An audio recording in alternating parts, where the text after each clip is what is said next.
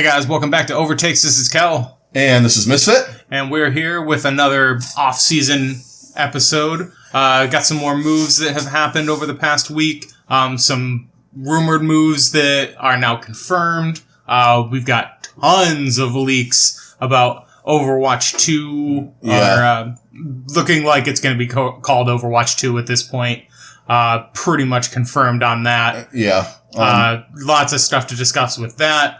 And then we'll tell you guys our plans for this weekend and kind of let you guys know what we'll be doing. Obviously, we're not going to Blizzcon. Yeah, we are not, unfortunately. Yeah, and I have to work 2 days at different points, so buying the virtual pass for me is really just... If I was off one of the days, yeah, I might buy it, but... Right. Even then, I'm off Friday and Saturday, and I'm still just like... I'd rather use that money to buy a different game. Yeah. Or just save it to buy Overwatch 2. Yeah, exactly. And Diablo 4. Yeah. And Mountain Blade 2. I'm going to get in big trouble. And the first quarter of next year is going to be a little pricey for me. Yeah, well, I feel like Diablo's... if they do announce Diablo 4, it's probably not going to come on until later. Yeah. Season. I feel like that's probably going to be more of a... Quarter 3. Quarter 2, quarter 3, like... June, yeah. So then sometime in the summer, because that's when they released Diablo 3 last time. I think it came out in June. So that's that makes sense. And then when you get to BlizzCon, you have the new BlizzCon or the next BlizzCon. You have something. Hey, so you guys updates coming to Diablo 4 and like all that. Yeah. Stuff. We got a new class. Right. Boom. Then it's like that whole fucking that kind of thing. I love that shit. I'm sorry. I love hype stuff like that. Then, at least with Blizzard and a couple of other companies, when they hype shit like that, like when they, not the phone thing, we're leaving the phone thing out. Yeah. It generally hits on the mark. Yeah. Like some of these other ones you get all hyped for, and then you see like the first 2 reviews and like, this is the worst game I've ever played. And you're like, oh, damn. Like, ooh. Yeah. Because at least with Blizzard, like once a game comes out, no matter, like there's going to be a level of polish that just other games don't get anymore. Yeah. I mean, Call of Duty. Yeah, anything. Any Battlefield. I was going to say anything by EA. Yeah. Who's apparently moving back to Steam now. Yeah, I've seen that. Well, yeah, because Origin sucks. Yeah, no shit. How to Destroy a Franchise in 2 minutes by EA and Origin. Yeah, right. That's for a different show. Start your own service that sucks worse than any other service that is out there. Yeah, at least some of the other ones throw you a bone with the games. Not like, hey, here's a LucasArts game from 1996. Right, like I have one game that I own that is a Ubisoft game because it came. I got the Far Cry game when I bought my computer. Whatever the last one is, I never played it. But, like, I still get offers from Ubisoft every once in a while being like, hey, this game is free right now if you want it. And I'm like, okay, I don't really want it, but that's cool that you're doing that. Like, Origin is just like, here's stuff. Like, you should buy this. It's full price, but you should buy it. Yeah. Like, we'll take 10% off. Yeah. Oh, thanks. That's a big $5. Yeah. Anyway, enough with that coming. All right, let's talk some moves. So, Obviously, since we last recorded last week, we've had a few things happen. And, when we were recording, some stuff was actually in the works, when we were talking about that. It's been a week. I mean, a lot of them, is what happened. There's still some rumored stuff going around. Yeah, there's still a few rumors that haven't been confirmed yet, but... You want to talk confirmation first? Yeah, and then we'll hit the rumors. So, the Decay and Oge trade is official. That went through on Tuesday. Yeah, I think that's a fantastic trade for both teams. It really is. Dallas makes good moves. It's just... sometimes they don't work for some odd reason. Right. Last year was just... It was Dallas being Dallas at the end of the year, and I think Decay is going to fill that effect role. Yes. That they desperately need. Yeah, because they have good DPS, but they didn't have that carry DPS. And I think with the people that they have, that they can pair along Decay, because Decay can be their guy that is just always out there playing no matter what, because his hero pool is big enough that there's something that he'll be able to play, and anything he plays, he'll play it at a high enough level that it'll be worth it, and then they can fill in depending situationally with the other guys on the team, with Taimu, AKM. Who else am I thinking of? They have one more DPS. Oh, and Zachary. Yeah. Oh God, Zachary.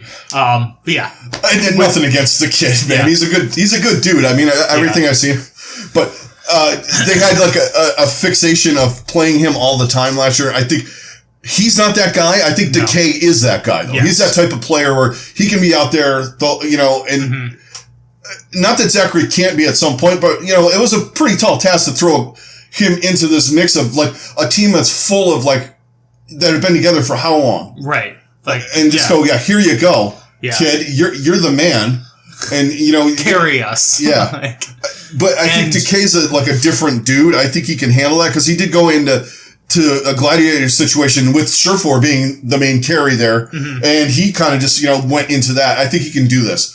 This just leaves the question for Dallas: who's the main tank and main support? Right. So those are the two holes that they have. My assumption with what their plan is with main tank is they will probably promote somebody from their contenders team, or the rumor with Gamsu, or the Gamsu rumor. Yes. And now, unless we forget, him and Note were paired together in Boston, and they were fantastic together. Right. It could be something that they're looking at. Yeah. Because you have instant synergy. That it'll take a minute for them to get back on track.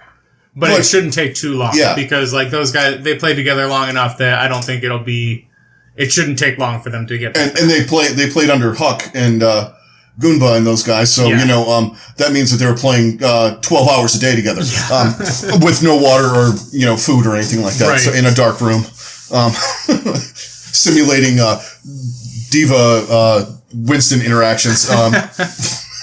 Yeah. But I think if they pick up Gamsu, I think that'll be great. That'll definitely, in my mind, make me think that they're doing something. Right. Because it just feels like they're not doing anything. Yeah.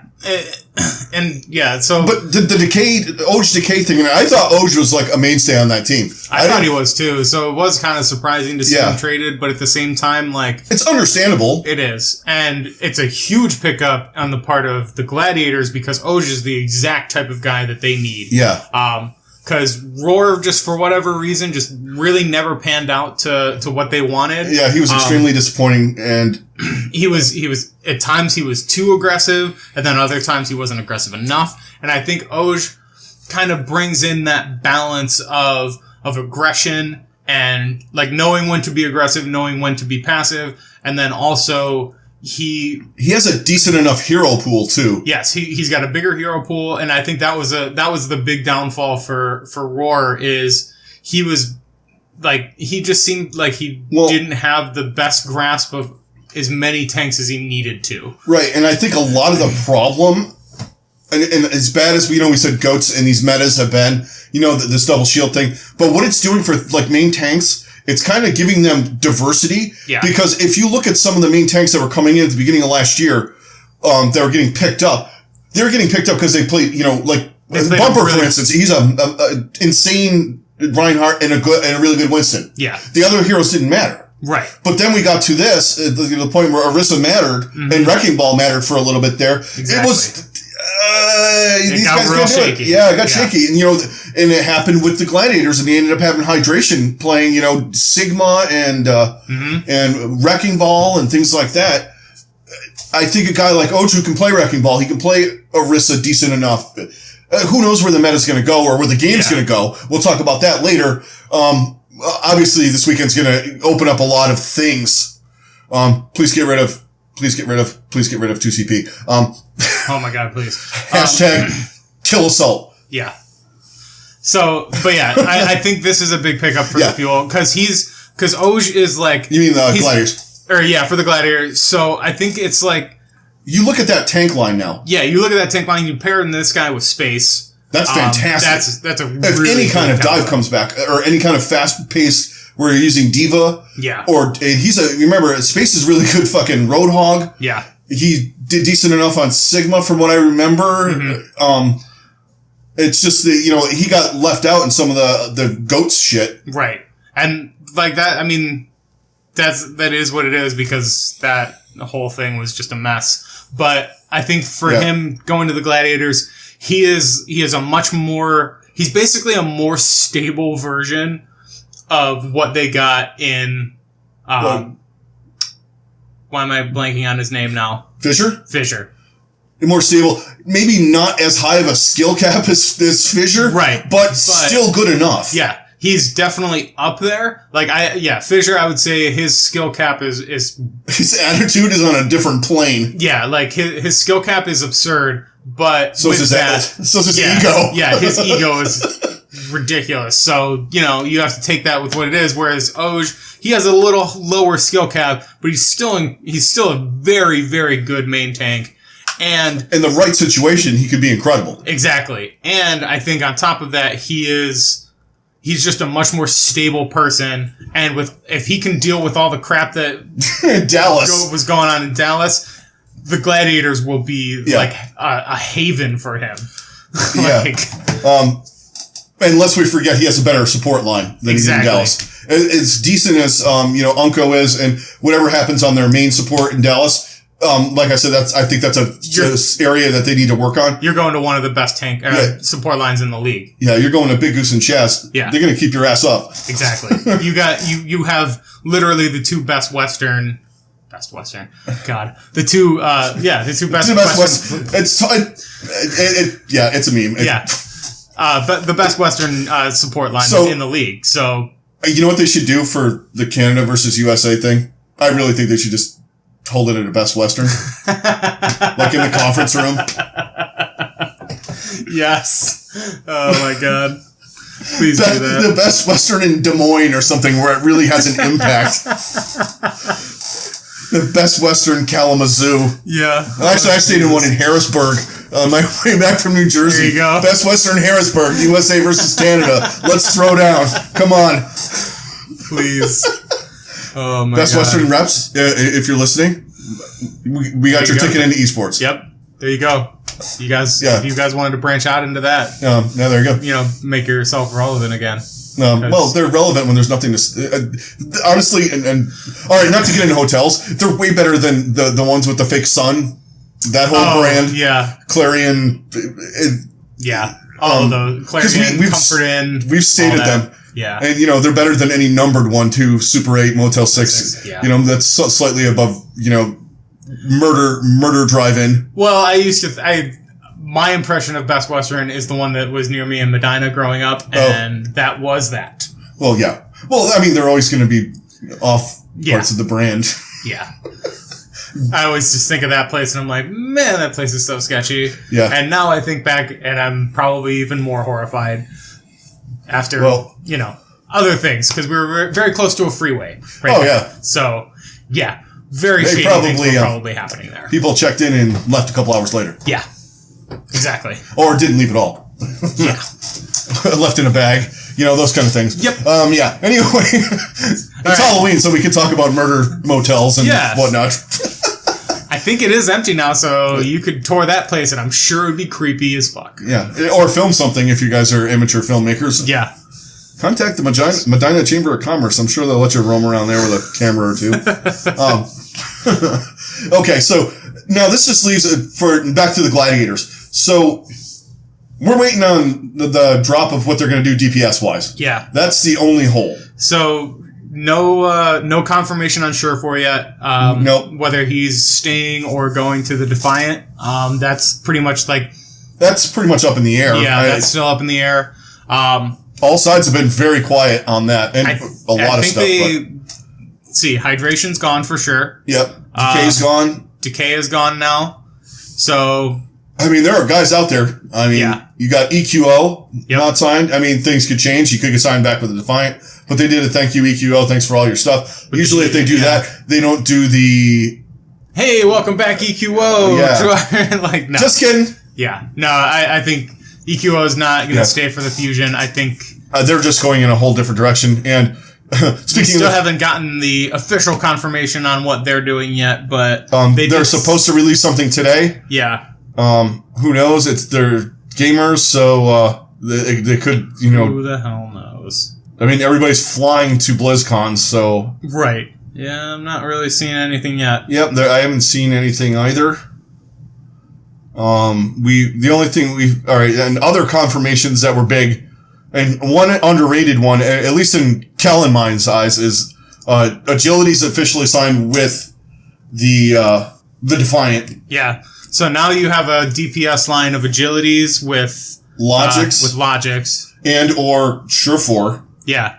Depending on how that all plays out. They did release Neko, so look for them to sign somebody in that role too. Mm-hmm. And they released Ivy. Yeah. So I thought Ivy would have been, obviously they're going in a different direction. I thought Ivy was underperformed a little bit. Yeah. But he was kind of handcuffed to the meta, and then they had the one, what's his name, left. That was playing a decent enough Zarya or Brigitte. Oh, not Erster. What's his name? So he went to Boston. Yeah. Stellar. Yeah. And, it was kind of working. And then once he left, Ivy had to bounce around. But, there's reports that he's going to the Fusion and all kinds of other stuff. Yeah. So let's move on to, let's talk about the Uprising. So they've made a few different moves. Nothing, no one had really any idea what this team was going to do because they've released their entire roster, basically. Yeah. Minus fusions. But they have now officially signed a flex support in Myeongbong and a flex DPS in Jerry. Yeah. So Myeongbong comes from O2 Blast and Jerry comes from Meta Athena. I know Myeongbong was pretty sought after as far as a flex support. I even saw a couple people saying that they think he's better than Alarm. I don't know about that. Right. Well, we'll see, though. They're doing what they do. Yeah. They're grabbing guys from contenders and, bringing them up, bringing them along. Probably trade one of them midway through the year. Mm-hmm. I don't know. It's hard to say without any kind of it's like a skeleton crew of a team. So you can't go, this is a really good fit. Well, at this point, it's a fit because you don't have any fucking players. Right. So, you're like, yeah, this is good because, the position's at least filled. Yeah.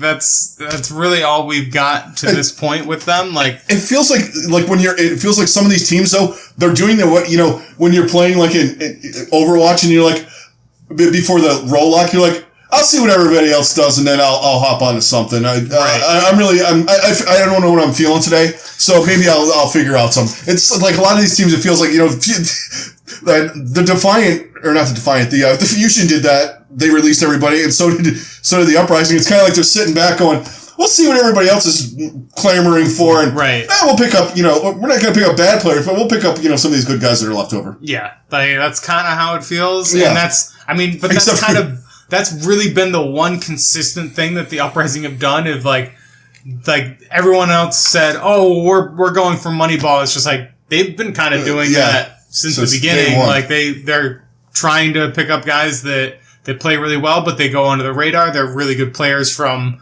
teams that didn't play very well, or just any number of things like that. So who knows? Yeah, it's just sorry. There was things. So, you see, because we have Twitter on while we're recording this, and, all of a sudden something pops up and it's like a May thing on an Overwatch League thing. You're like, what the fuck is going on? Yeah. And it's got Vancouver colors. What did Vancouver do? Yeah. Nothing big right now, though. Yeah. But the moves that have been made, though, I think are pretty good for these teams that in the last couple of days. Yeah.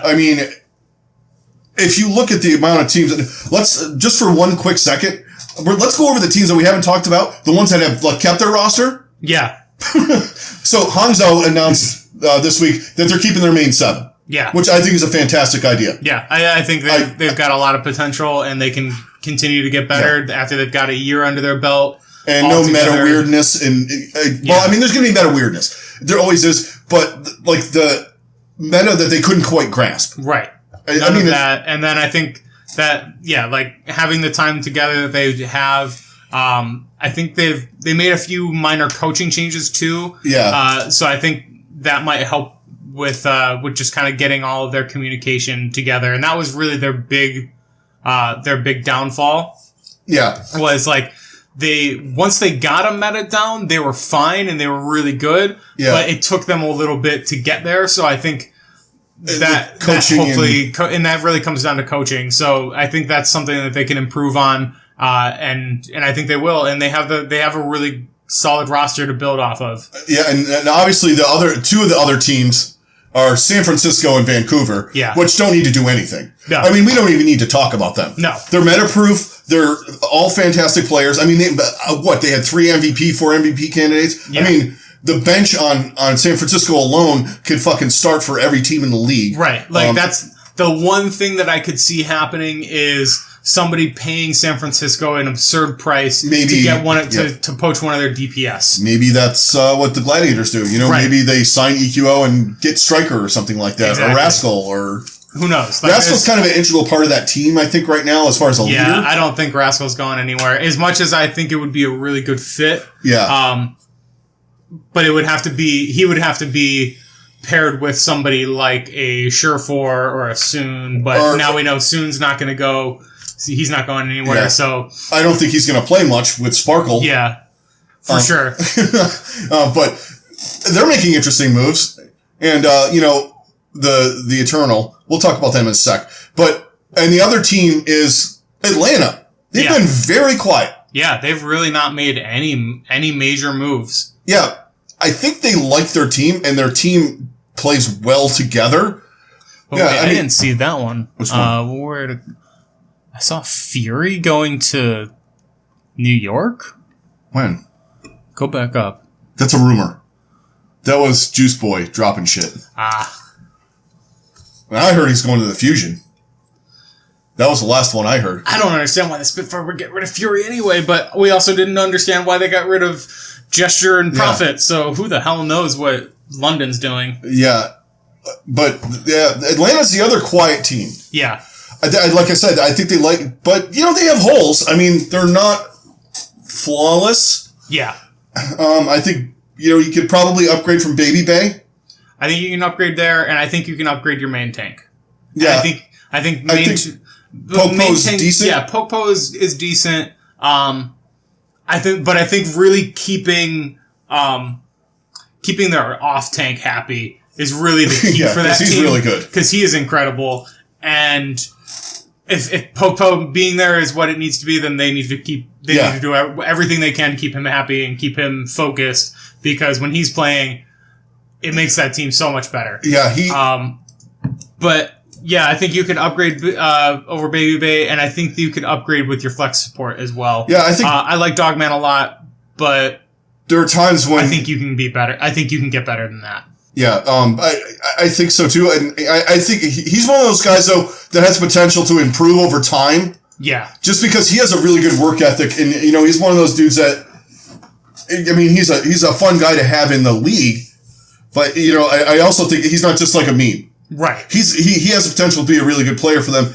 and some of these teams are going to have a big advantage at the start of the season. Yeah, because they'll have synergy already. Mm-hmm. They don't have to develop the chemistry and the play style and trying to figure out whatever, because we saw what happened last year when teams, like, more so last year than the year before, because everybody kind of knew how to play dive. Yeah. And it was less... It was more carries, it was more plug and play. Where you had a hard carry that, if you had flaws, someone like Prophet could 5K and... Right. But like in GOATs in the stage 4, when teamwork and synergy was just so necessary, and it carried after GOATs, and I think that's going to carry on. Yeah, and that's going to be a lasting thing of GOATs, is like to really be one of the good benefits of GOATs. Good team, you have to have that synergy that you had to have during the GOATs era. Yeah, in order to even be relevant, because.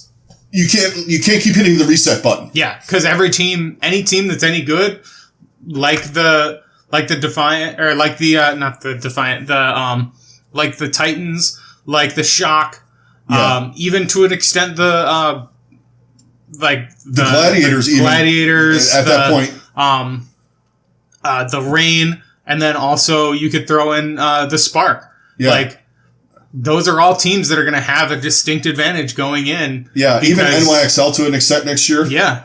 You got teams that, we didn't talk much about them. They haven't really done much except for get rid of Mecco. Yeah. Which is weird. But if they get Fury, that's a lateral good move. I would say it's like a half step up. Yeah. Because Mecco's an incredible player, but I still think Fury's probably the best diva in the league. Yeah. So if you can upgrade that. What our meta is going to be. Depending on the meta, but also just however it all plays out as far as what Philly does and all of that. Because there's no confirmation one way or the other on that. We will find out soon about the fusion, but still nothing at this point. Yeah. As we're recording, we have nothing. Yeah. So we'll do the Simpsons thing. Wow. The fusion signed. That was a great pickup. Wow. I can't believe they signed. Good for them. That's going to make a big difference on their team signing. I agree. We'll fill in the words later. Yes. And I'm going to do that. Okay. Just because I'm an ass. And I'll do it so it does not sound anything like we're recording. Yes, please. Maybe I'll get the typing robot sound. The Siri voice, so it's even a female voice. Hey, Alexa. Right. Who did the Philadelphia Fusion sign? The Philadelphia Fusion are a Overwatch League team. Oh, man. Okay, so we covered the moves. Now, the big elephant in the room, whatever you want to call it, the BlizzCon. Yeah. We're not going to be there. Doesn't mean we're not going to be paying attention. We have the World Cup going on to start, which starts tomorrow, which, I'm sorry, that's a grueling fuck fest. Yeah. Right. What in the fuck? Some of those teams got to play for like 4 matches. Yeah.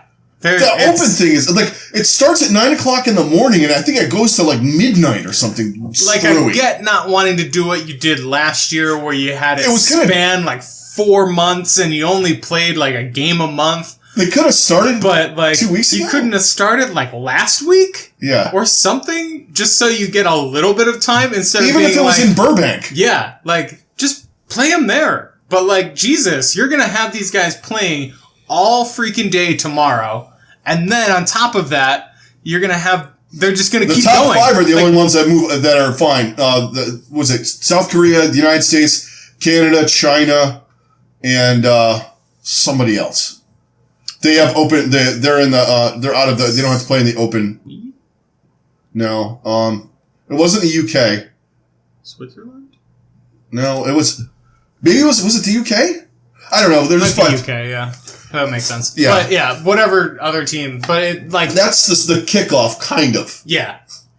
I mean, but I don't like, think can those guys watch it? Can they go to that? I would imagine. I don't see why not. Like, it's going to be streamed. Like, why wouldn't they be able to go to it? Which is fantastic. I'm off tomorrow and I got shit to do. I'll just leave it on. Yeah.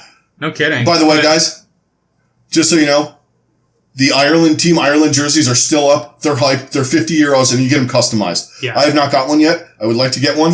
I have to work around certain parties in my home and sneak it into my house and say I've had this for a while. The pleasures of being married sometimes.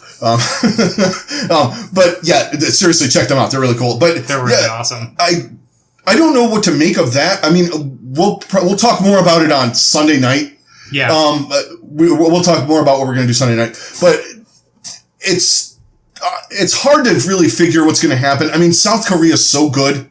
Yeah, it's tough to really think that anybody's going to even put 2 through 4 it could be interesting. Yeah. You know, with the U.S. allegedly. If the U.S. and Canada play each other, that's always a fun time. Yeah, and then you throw China in there, who's got a good team. They're pretty much half the Chengdu roster, so they all know how to play with each other. Right. And there's always a team that kind of does something. And for me, it's more looking at players. Yeah. Especially the ones that aren't in the league. Yes. I would like this to progress to a point where we don't have a lot of pros per se in it. It becomes more of a national thing, but like a contenders type of scenario. Like almost like basketball used to be. Yeah. in the where you got college players or just like semi-pros or pros from other countries. From other countries, but like you don't have NBA players. Yeah. But like, because like now even the teams in other countries have a lot of NBA players. Yeah. So it's like, it's just like your country's all-star team now? Like, yeah. Pretty much. I mean, I kind of get it from a standpoint, but I would like to see the young guys. Yeah. Because it had more flavor, like the first year. Yeah. When it was like, there was no Overwatch League. Exactly. So, you know, you kind of knew a couple of guys, but you didn't know too much about, you know, what was going on. Right. I mean, I obviously knew South Korea was great because of the Apex series and all that, but yeah, I just, it'll be fun. I mean, I'll watch it. It's competitive Overwatch. So, you know, I mean, I'm definitely turn it on. I don't have any vested, I mean, obviously I'm from America. But I have no hope that they're going to do anything because they've done nothing to prove to me at this point that they're worth a damn. Support. Yeah.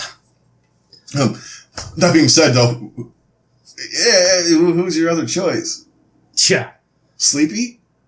Who's okay? Yeah. Better, slightly, maybe? Maybe. If that. Yeah. Fuck, I'll play Moira. They need to give, the U.S. needs to give, like, honorary citizenship to Big Goose and Shaz. That's really their only chance. Come on, stop playing for Finland. Yeah. That'll be the next thing. The Overwatch League USA, Team USA. All right, who wants to take the citizenship test? Right. Jonak? Yeah. Hey, you've been living here for 4 years now. You can take the citizenship test. You should do that. No, I don't like to lose. Oh, God. But we got that to start tomorrow, which the grueling fucking. That's more of a gauntlet than the gauntlet. Actual gauntlet was, yeah. Like, and God. Just so if you guys are listening to this and you know you're out there, there is a whole bunch of stuff going on. There's meet and greet stuff on with the podcaster guys and players and all kinds of stuff going on, which should be fun. I'm sure they're going to stream some of it. I mean, I'll look for that stuff. Yeah. Because those guys are all really great. If you get a chance to meet any of the guys that we've had on or shows we've done with other people, definitely go say hi to them and stuff. Because it'll be fun, and all the other nonsense that goes on tomorrow. But the big day is Friday. Yes. So we have all the not going to dive into the floor map and the fact that the Coca-Cola thing is next to the Overwatch stage, which is by the ESPN thing, which means that they're changing all of Overwatch, and it's going to be a Coca-Cola product now. Whatever the fuck all these people are saying, which I suck that stuff up. I watch it and see what. I mean, I've watched a lot of that stuff, and I get it. But, like, really the big thing is the big leaks that we got from Slasher over the weekend. Which, if you guys were paying attention, I keep saying it's intentional. Yeah. It was intentionally unintentional. Yeah. Someone hit send all at Blizzard by mistake. Yes. In the middle of bad PR season. Yeah. The worst PR the Blizzard's ever had. The biggest mouth in esports. Yeah. Slasher. Exactly. Yeah.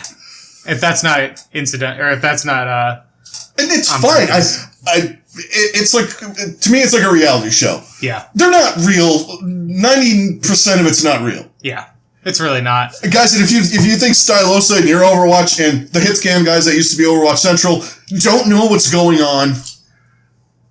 Some of those guys probably don't. But those big guys do. But the real big guys. Stylosa, absolutely. Because he's been working he's also been working with the Spitfire. Yeah. Because remember, those teams know what's going on before they happen. Before, yeah. Because they have to practice and get ready and all that. So, the big leaks. All right, so we had the cover screen, the one that they said was fake.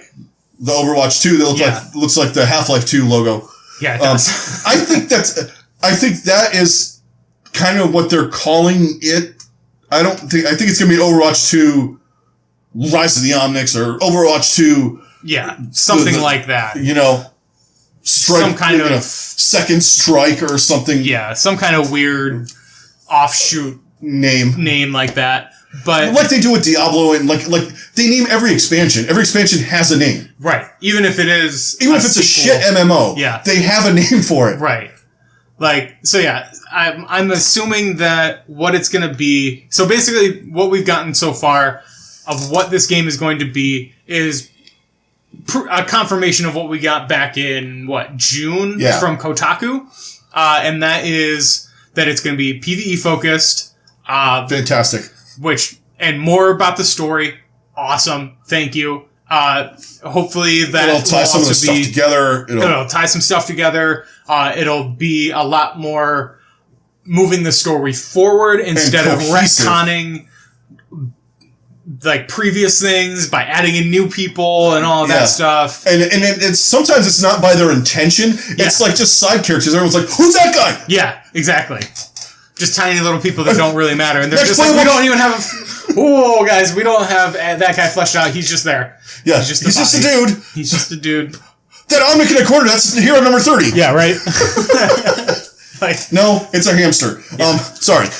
Well, how'd that work out? Hey, I like Hammond.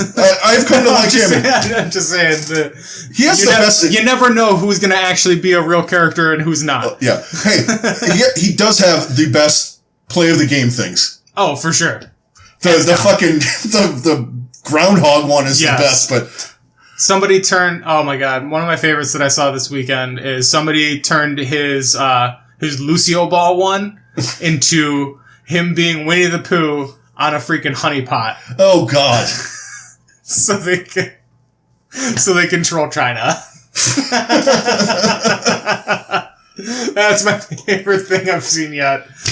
Props to that guy. Yeah. Look it up on Reddit. It's there. I think it's just on the regular Overwatch one. But it blew up pretty big. It was hilarious. You have to weed through a bunch of crap first. Yeah. And stupid Lucio boops and... Yeah. I 5K'd with Widow in a fucking deathmatch or something like that. You know, all the... Yeah. Oh, I look at all these shots that I hit, and then I missed the Roadhog. Yeah. That kind of stuff. Oh, by the way... There's still somebody on the point. Yeah, exactly. And you're losing. And you just lost the round because you were on the point. And it looks like they updated the engine. Yes. So the pictures that we've seen of both Lucio and Tracer updated are outfits. just like a little more crisp, realistic. Yeah, a little more realistic, less comic booky superhero type thing, which. So I'm cool with that. Like I like that. I'm cool with them keeping it separate too. Yeah, and also and it's looking more and more like this is going to be like a separate entity. Like there's going to be cooperative, or there's going to be like it's definitely going to be cooperative. Yeah, but there might be like also like a more casual version of a PvP. I would say it'd be where you might be like fighting bots against each other, that kind of thing. But most likely it's just going to be like, here's like a long story. You're going through a bunch of different maps, like current maps that we already have. You're going to see the stories of those, but then we're also going to get new maps and they'll be going through those and new objectives and whatnot.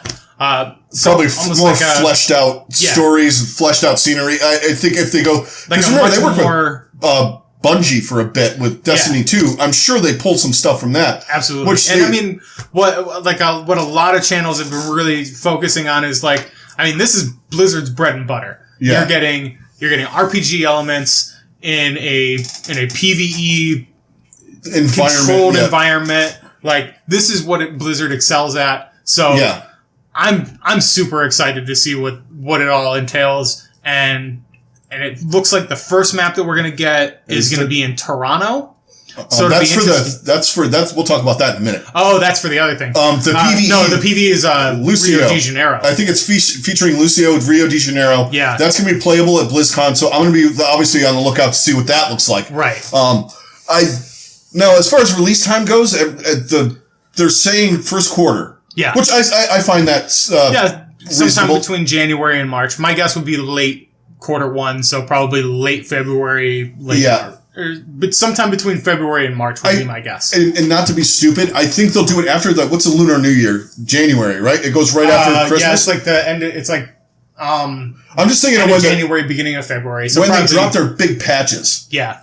Like their intentional big patches. Yeah. Things like that they're already, they already have scheduled working on. That would make sense. And then I would look for betas probably, if they release March, betas will probably be in January, maybe even playable after. Yeah, if it comes out, there might be a closed beta right away. I honestly wouldn't be shocked if there's some kind of closed beta right away, depending on how far out this game is. And if any of you guys have codes to the closed beta or get them, you know where we are. Yes. We're very interested. You can slide that right into my DMs. That'd be great. Yep. Hit our DMs on Twitter. It's down below. And I'm not joking. We are not joking about that because we want to play. We want to, we're content creators too. We like the non-Overwatch League stuff as well. But let's move on to the next part, which from our standpoint of where most of this channel revolves around is the competitive side. Yes. The esports side. This new push thing. Yes. The new map type.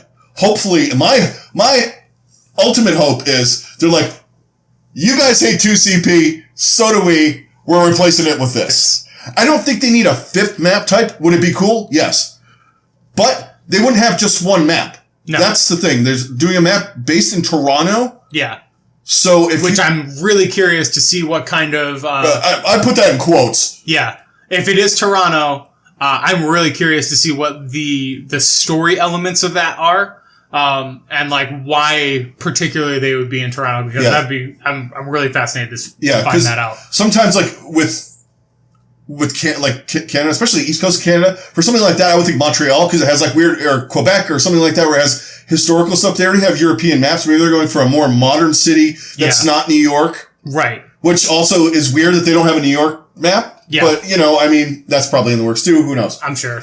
They probably don't want it to end up being a rehash of Kings Row. Yeah. That's true. Anyway, you could do a you could do a 2CP. Oh God.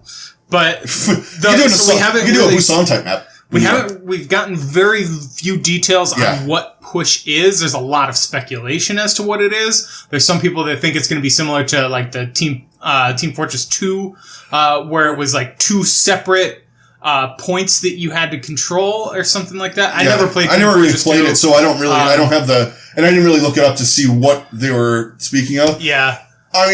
There's a lot of ways you can go. You can have two separate payloads. Like, if you guys play Heroes of the Storm, the Hanamura map, which was a garbage map for that game. Yeah. But it has concepts that I think would work really well in this game. In this game, where there are certain points when, you have, early game, it's a MOBA, so you have early game poking and all that kind of crap, but then they have, unlike other MOBAs, the Heroes of the Storm does things where certain timers go off, and you have to move, what it is you had to move the two payloads you had to get X amount of points, and then it shoots like a bullet at the nexus. Base, yeah. So, you get the payload in, it shoots one, you get the second one in, it shoots two, you see where it's going.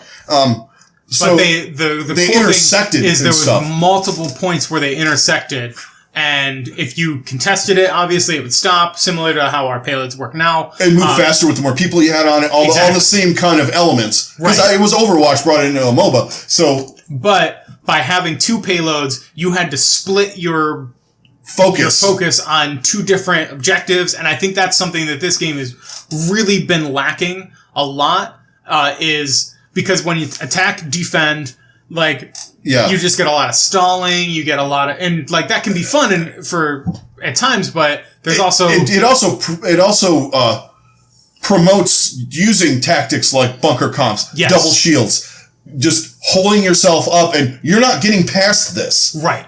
Instead of a constant moving thing. Right.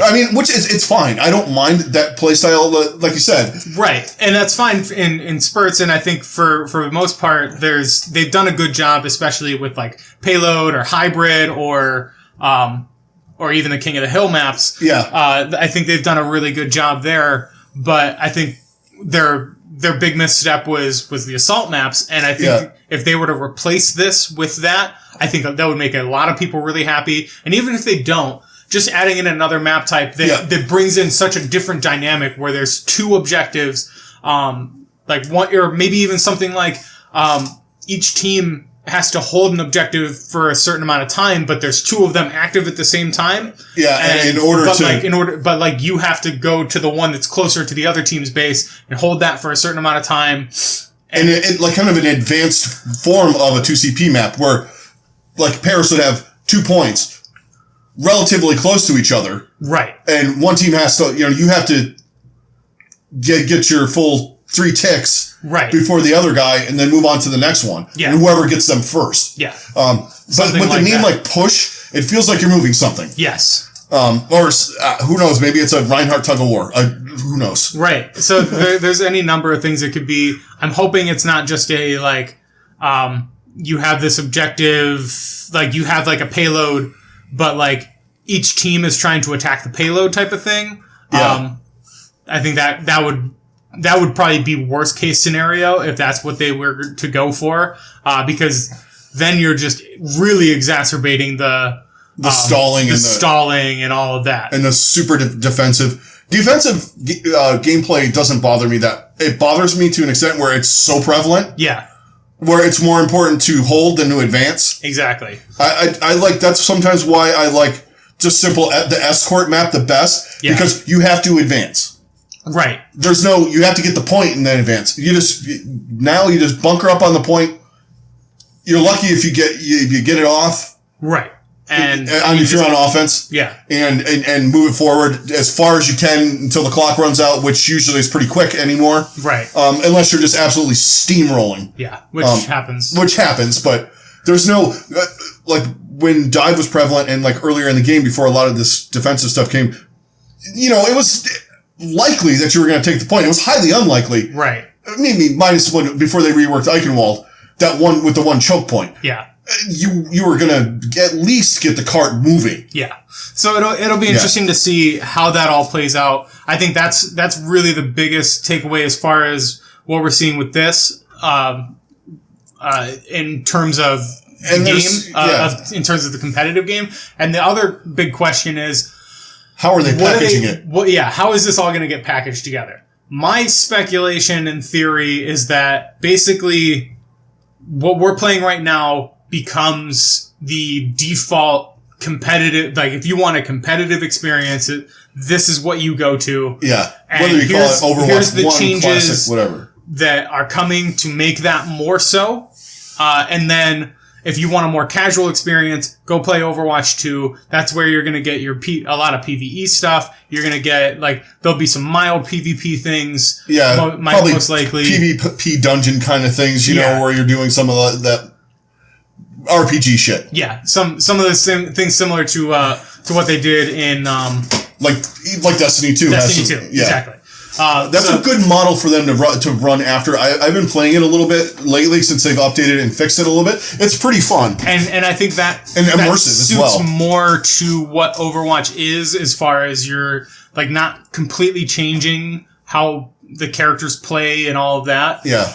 At least for right now, I think down the line we'll probably get more stuff in the Overwatch universe that's going to be like a completely different experience. Yeah. But I think for right now, this is kind of what an evolution of the PvE part of it would be. And then that would kind of free up the base game that we have right now to really become what we all want as far as a competitive experience and the changes that would come with that. And then I would assume that heroes would probably get released in both. And I think the PvE, I think with the hero release thing is going to be a little less. Yes. And see, I could see them doing something along the lines of other RPGs where you have companions. So you're playing with Soldier and you have you're doing a mission. You're doing this thing and, you unlock Tracer or you unlock Anna or you unlock, whoever, you're doing a mission. You're doing a mission in Junkertown. Exactly. You unlock Junkrat. Right. He hangs out with you, which would be annoying as fuck, but awesome nonetheless. Right. Because it's Junkrat. But you know what I mean? Yeah, some things like that I think would be really cool. So it'll be interesting to kind of see how that dynamic plays out. But I'm assuming that 2 dev teams should be, Jeff, main dev guy, your overlord. Your overall all thing. But 2 separate teams working on 2 separate games. Yes. I think would benefit a lot. And then also, because, you can't just be like, okay, well, all the PvP stuff is all moving into this new game, and we're just completely abandoning the other one. Like, it would just make no sense. It just makes zero sense for that to happen. So I feel like it's going to be basically you have the hardcore competitive experience, and then the more casual PvE experience, PvE leveling, all that stuff, and that kind of thing in the other game. Yeah. And it'll be two separate things, but. Yeah. And I'm sure there'll be different bonuses you get for having the game already and whatever. And my guess is that eventually, once Overwatch 2 comes out, they will make Overwatch 1 free to play. Yeah, I would think so too. To boost get a bigger player base, and it also incentivizes them to buy the other game. Exactly. If they want, because there's going to be cross promotional skins. Oh, absolutely. And everyone's worried about losing all of their loot. You're not going to lose your Overwatch 1 loot. It's a different type of game. Yeah. They're not going to say, okay, you lost all your Halloween skins and all that from base game. Yeah. The other game is what everyone's saying. There's not going to be loot boxes in the other game. Yeah. There probably won't be loot boxes. I could see them going, doing the 2.0. Yeah, and I could see them just resetting all that bullshit. Abandoning the loot boxes in the base Overwatch game and kind of changing their model of how they do that with a free-to-play just so they can monetize better. But at the same time, I think they can also. There's all those things like skin shards that other games have and all that. You can run. Yeah. You get.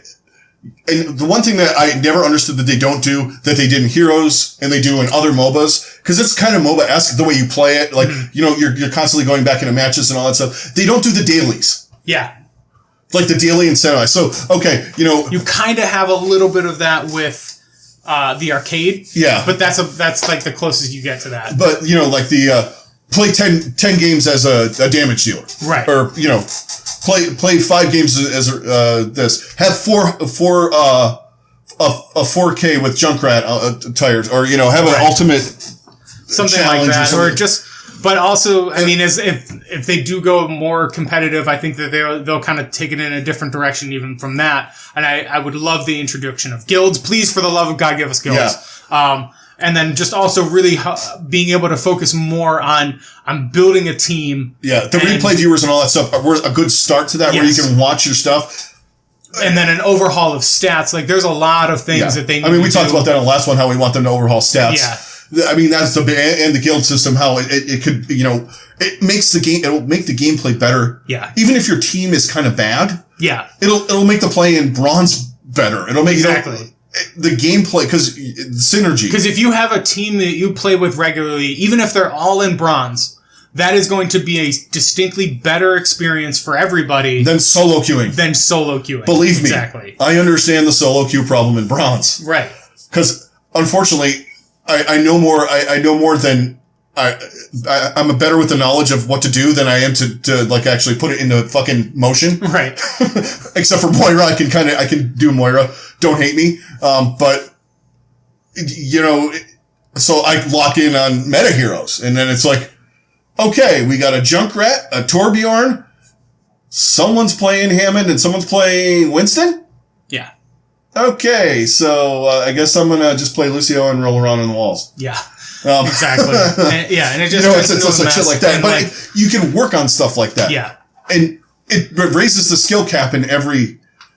Exactly. So I would love for some kind of mode like that, and just some major changes to that. And I think, and they're major changes, but it's also, I think it would they're relatively minor changes at the same time to really make it a true competitive experience. And it's kind of been like, they've kind of been towing that line. I think they kind of realize that of like trying to appease the casual audience, but also appease the hardcore audience. And I think by having two different games, I think they'll be able to kind of, because there are hardcore guys like fuck the PvE, but at the same time not split the player base, but also really give you two different experiences of what you would want from those two different things in the same universe. And I think that's the best way to go with this. And I'm hoping that that's kind of what ends up happening. Yeah. But, and I think that's kind of going to be, and I think we're going to get more details on that for sure. Yes.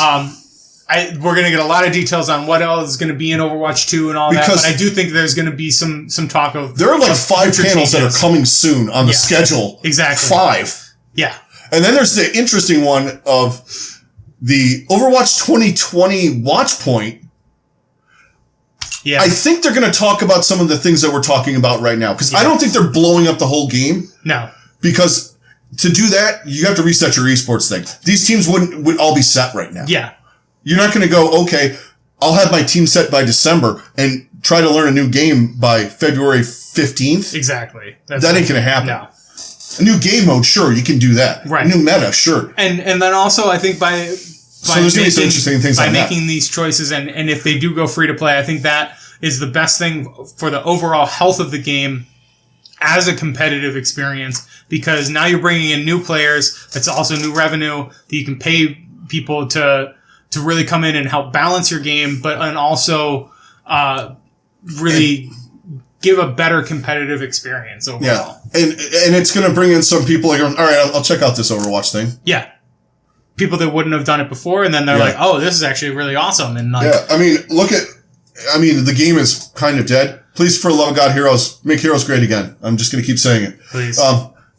Make Heroes again? they added Deathwing. That was weird.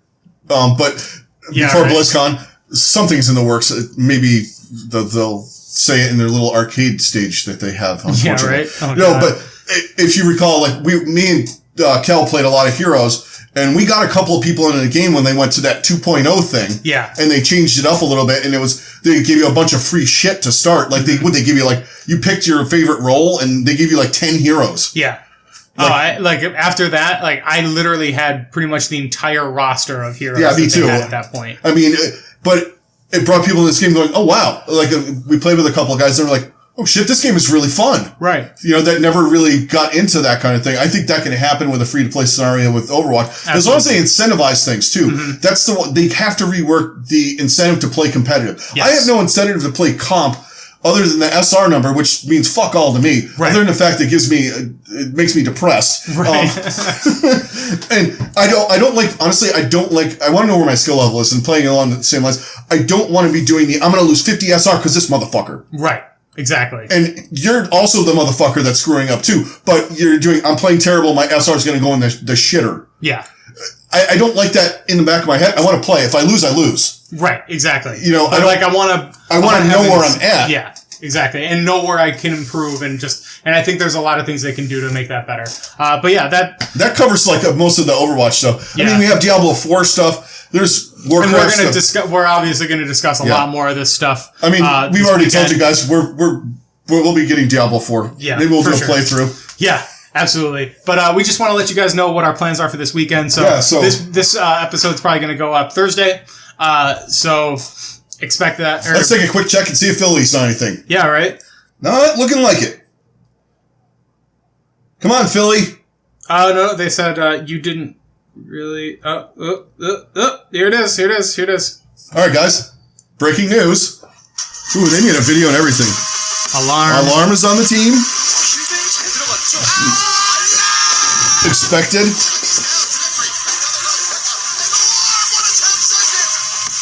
Poco, of course.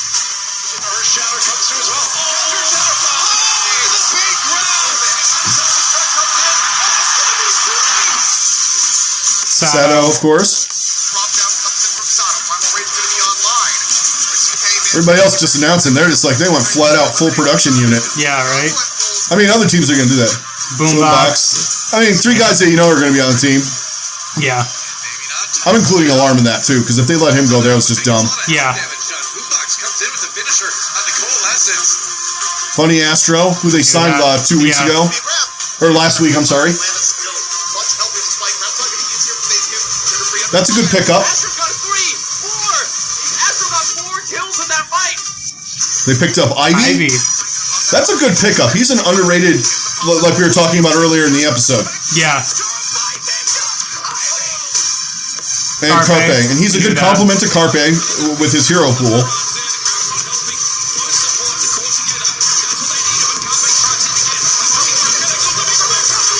I'm assuming that's your starting... They got Fury. What? Well, Poco's on the bench. Yeah.